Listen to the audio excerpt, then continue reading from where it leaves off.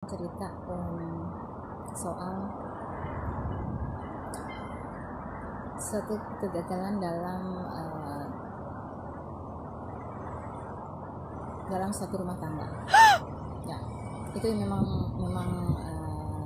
artinya janda gitu ya. Sebetulnya bukan hal yang memalukan sih kalau misalnya kita di Eropa ya, karena biasanya hal yang memalukan ini hanya ada di negara kita aja ya. Istilah gagal ataupun cerai ya, ataupun yang istilahnya juga janda itu jangan dianggap tabu atau dianggap memalukan. Istilah janda ya, yang saya ketahui kalau di negara kita itu konotasinya pasti sangat negatif dan bahkan mungkin akan dijadikan sasaran oleh ibu-ibu ya, ataupun para istri yang cemburu, misalnya takut diambil oleh seorang janda ya kan, ataupun direbut suaminya oleh seorang janda. Bahkan kalau janda pulang malam pun dikiranya aneh-aneh, sampai diintip-intip ya kan.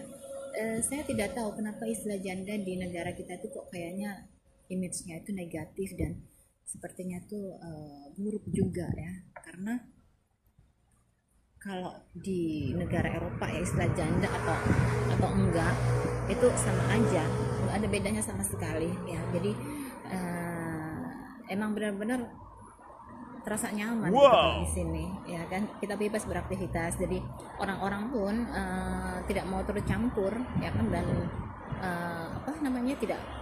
tidak mau tahu apakah itu statusnya janda atau gadis atau setengah janda atau janda meninggal. Enggak ada sama sekali di sini, semuanya sama dengan orang yang masih gadis. Jadi memang tidak pernah dibahas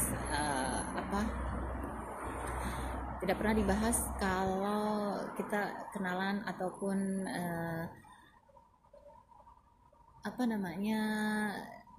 berhubungan dengan pekerjaan, segala sesuatunya itu tidak berpengaruh sama sekali dengan status. Mungkin kalau di negara kita itu kan status itu penting banget ya, bahkan agama pun sebenarnya dibahas-bahas. Kalau di sini masalah status ataupun masalah agama itu tidak sama sekali ya. Jadi kita memang benar-benar merasa nyaman kalau status kita itu janda di negeri Eropa ya. Jadi nggak ada bedanya dengan gadis-gadis lainnya, dan kita juga nggak dicurigai ataupun dilabrak ataupun dijadikan sasaran empuk emak-emak ataupun ibu-ibu rumah tangga yang cemburu kalau suaminya direbut ya kan, ataupun kita keluar malam juga konotasinya negatif. Enggak sama sekali di sini. Di sini tuh kita